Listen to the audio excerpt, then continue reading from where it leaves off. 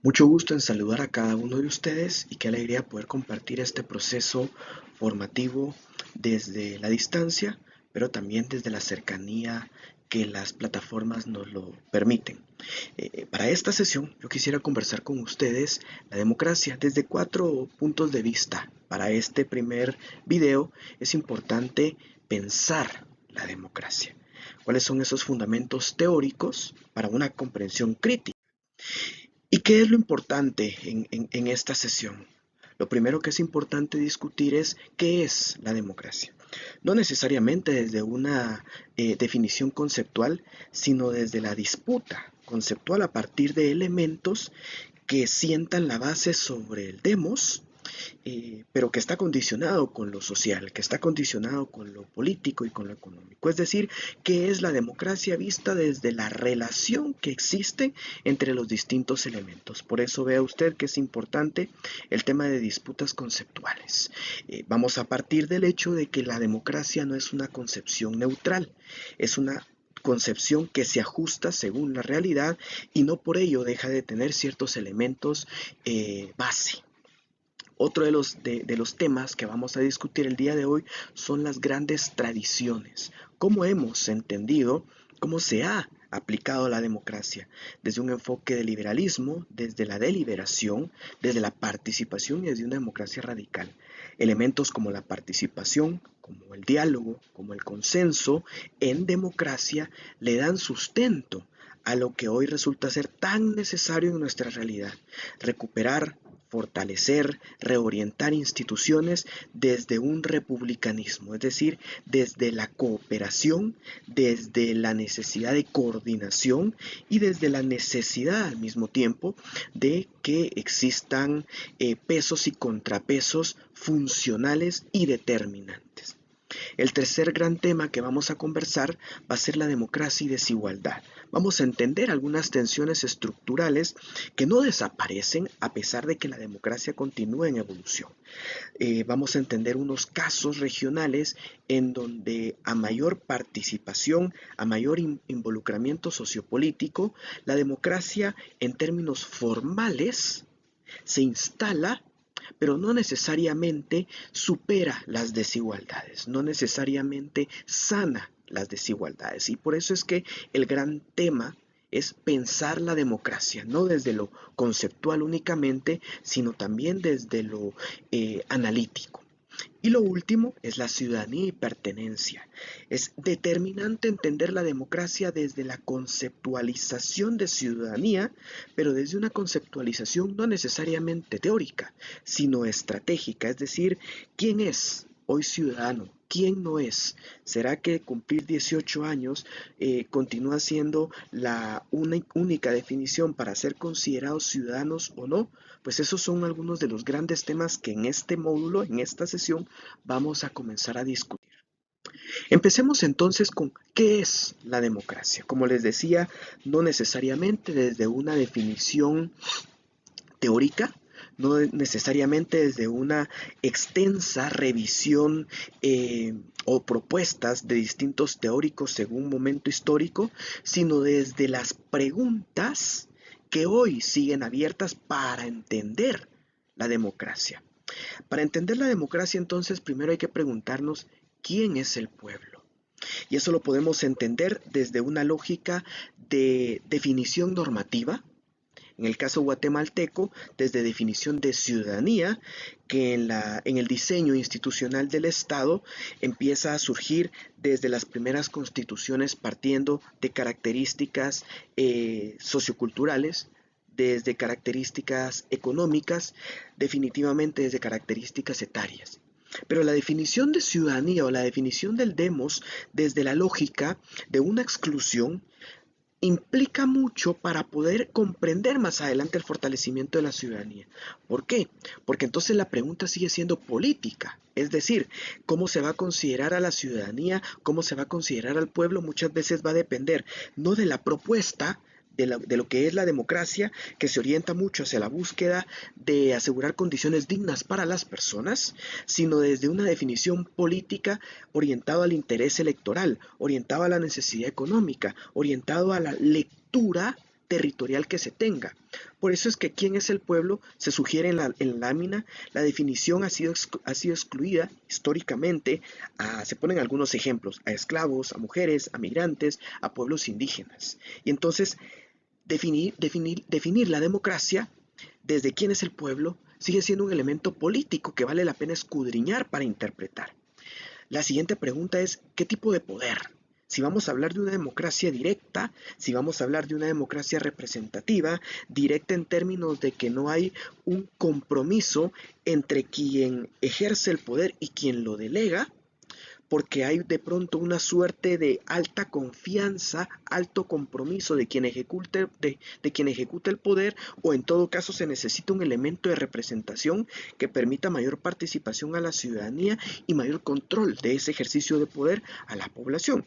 Si es un elemento participativo, y esto denota mucho la fuerza del curso en general que ustedes están llevando, si la participación termina con un proceso electoral y específicamente con las votaciones, o empieza con el ejercicio del voto.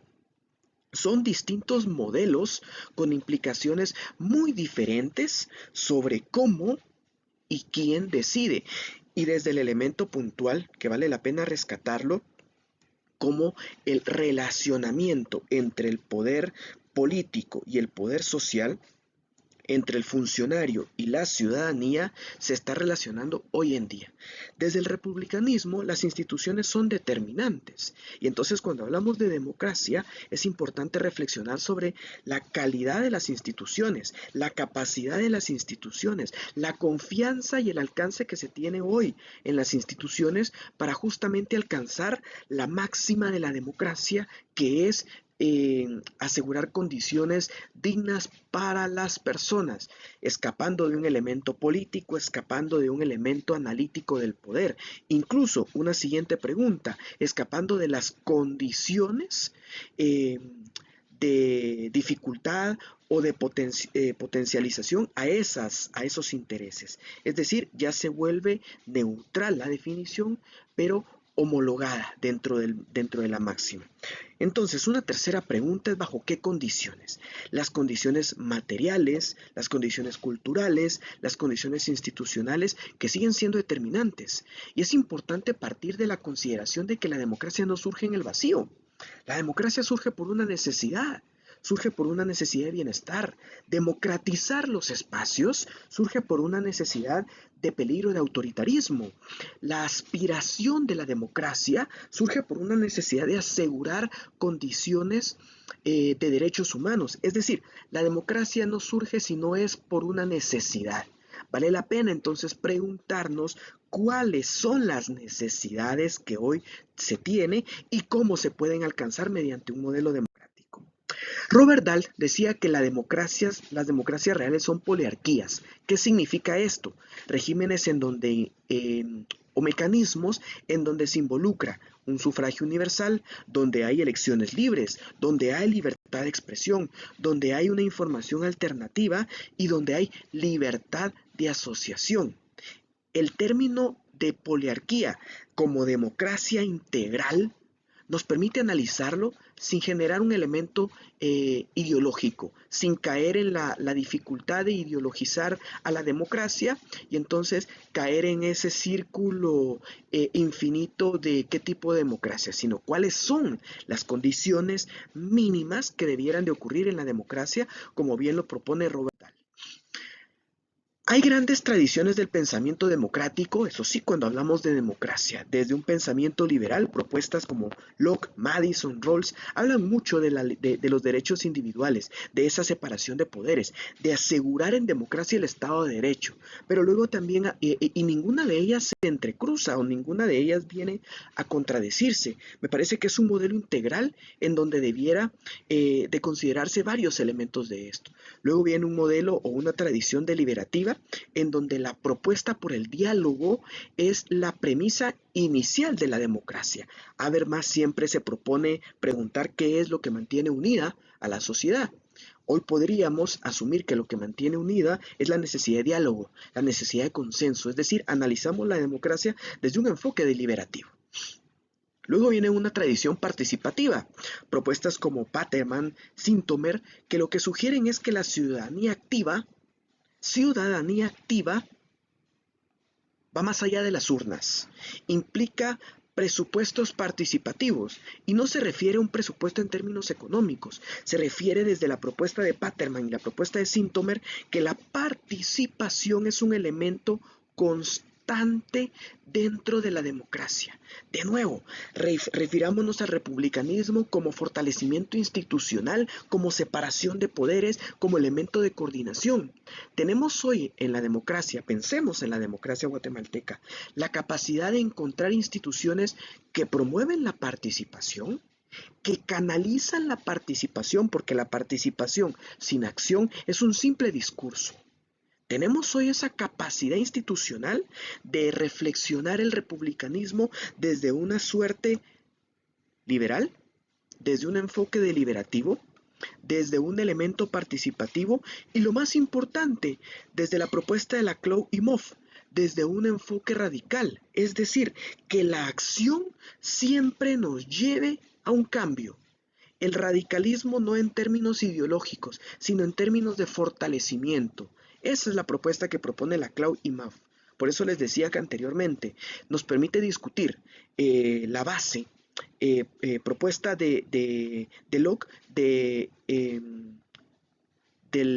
autor, perdón, nos permite discutir la democracia sin ideologizarla, sino entendiéndola en su justa dimensión. Es decir, un elemento radical que nos lleve a reflexionar sobre lo que hoy socialmente se está haciendo y cómo se está canalizando institucionalmente. Si lo social no propone, si lo político no canaliza, la democracia no tiene sustento, porque entonces todo resulta ser discursivo y no propositivo accionatorio.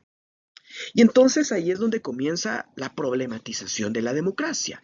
Ahí es donde hablamos de una tensión estructural, de una democracia que promueve un equilibrio formal, pero que no termina de sostener o de superar las desigualdades sociales.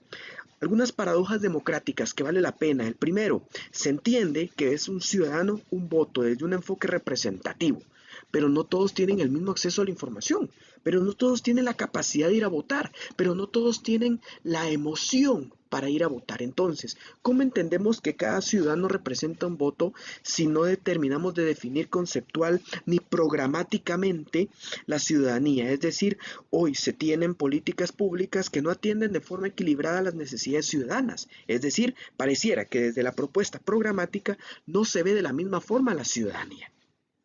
Pero desde el punto de vista del voto como elemento inicial para la participación, desde un enfoque de democracia participativa, parece que tampoco hay incentivos suficientes para provocar en la ciudadanía el llamado al voto. Se recuerda usted muy rápidamente incentivos muy elementales, pero que era un ejemplo de cátedra para luego extrapolarlo en lo institucional. Usted iba a votar y luego enseñaba en alguna farmacia su dedo marcado y le regalaban una gaseosa. Un ejemplo muy sencillo, pero ¿será que a nivel institucional o a nivel político partidario, más puntualmente, se están generando incentivos que no se clientelicen, se están generando incentivos que no caigan en la desinformación, se están generando incentivos que no instrumentalicen al ciudadano, sino que aprovechen el recurso ciudadano para el fortalecimiento ciudadano? Por eso es una paradoja democrática. Otra de la paradoja es la igualdad política formal que se busca desde las instituciones atendiendo adecuadamente las necesidades, que se busca desde un elemento republicano buscando ese equilibrio de poder, buscando esa interconexión de instituciones, buscando ese reajuste o ese nivel de representación.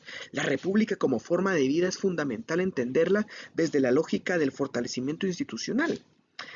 Pero entonces, ¿qué sucede? La igualdad política formal coexisten con desigualdades sociales, que en lugar de superarlas, las distorsionan más. Y los partidos políticos, preguntémonos, que están naturalmente constituidos para representar, ¿representan ¿O se dedican a la captura de la voluntad política? Estas tres preguntas son fundamentales para fortalecer las instituciones partidarias, fortalecer las instituciones políticas, fortalecer las instituciones sociales. Y entonces vienen dos grandes elementos de partida para estas grandes paradojas. Primero, una democracia procedimental, garantizar reglas de juego justas, independientes a los resultados sociales. ¿Por qué? Hoy se busca atender por presión una necesidad ciudadana cuando ante una necesidad ciudadana la institución debiera de actuar beneficiando de forma colectiva, no desde una presión, sino desde una necesidad. Y una democracia sustantiva en donde se debiera de identificar, si bien es cierto, la problematización general se debiera también de focalizar a las necesidades inmediatas, a las necesidades sostenibles. Vamos finalizando rápidamente con algunos casos regionales, el caso bolivariano en donde desde una lógica formal, se busca superar estas desigualdades estructurales. Integrar desde un elemento normativo a grupos subrepresentados. El sufragio femenino en América Latina, no solo en términos de participación social, sino en términos de participación política y el alcance en propuesta programática política a migrantes y ciudadanía como aquellos sectores no necesariamente considerados como ciudadanos, pero que aportan un importante valor a la ciudadanía. Es decir, institucionalmente se comienza a considerar, políticamente los comienzan a considerar, pero más allá de la remesa, más allá del voto. Insisto, casos regionales que lo que buscaban desde la participación, desde el fortalecimiento, desde el moldeo de instituciones, es involucrar a la democracia para superar las desigualdades, pero que no necesariamente se ha logrado aún. Tres dimensiones y una desigualdad. Recuérdense que si hablamos de democracia debemos de hablar de ciudadanía. ¿Cuáles son las tres dimensiones ciudadanas? La civil, que involucra toda la parte de derechos, la política, que involucra todo el elemento participativo en la vida pública, y la social, que es un punto de equilibrio entre la certeza de la persona que tiene condiciones para participar desde los espacios de participación y desde la sostenibilidad en esa participación. ¿Qué es lo que sugiere Luis Viator? Que la democracia no es el silencio, es la garantía de que el disenso puede expresarse. Por eso, el lema del proceso formativo es ciudadanía más allá del voto. El voto es silencioso, la ciudadanía es bulliciosa. Ideas claves de la sesión. La democracia es un concepto en disputa. Hay múltiples tradiciones teóricas legítimas, hay una igualdad formal que se intenta superar o que intenta confrontarse con una igualdad real, y hay una ciudadanía incompleta en América Latina que debe de fortalecerse. Verdaderamente para mí ha sido un gusto compartir este primer video con ustedes y espero que para ustedes haya también sido de utilidad. Nos vemos en el siguiente tema.